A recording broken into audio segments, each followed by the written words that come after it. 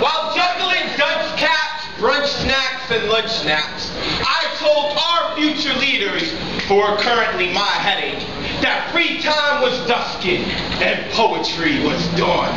And I bet they didn't listen to you. No, they didn't.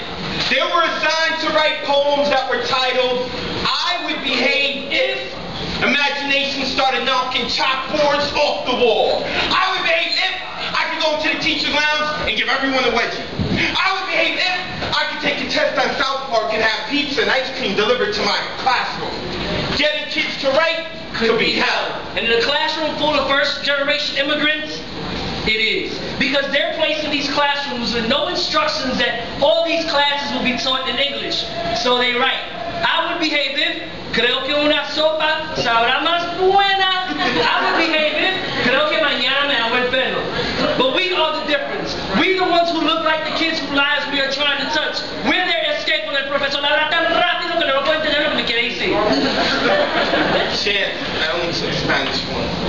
Okay, maybe not we, but I understand that look on their face when they write down everything on the board and still have no idea of what's going on. How can metaphors save mommy's job? I'm not sure. Will analogies shorten the long way home? And if I properly conjugate my verbs, will the cafeteria start serving real food? And I remind them that nothing would make the cafeteria food better. So it's on me to realize that the system has and will fail them. But the human being in front of them doesn't have to. So routinely I wake up every morning, breakfast in hand, to remind Jessica that good morning is buenos dias. Buenos dias. To remind Ralphie that holiday in his country may not be a bad word, but that saying fuck you in the private room may just start a fight. And they laugh. Pero mister, si todo el mundo lo dice, fuck you, fuck you, fuck you. I remind them the power of their words and not to fear this clandestine strength. To always remember that it can get you ahead in this world, that poetry is the... You're losing the kids again. Poetry can help you get out of detention and get you better dates.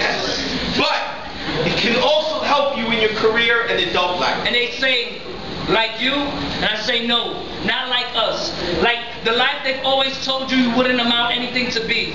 Remember their names. Write a book. Write a book. And then write a poem. Come back with your full understanding of the English language and tell them, gracias. Por todo.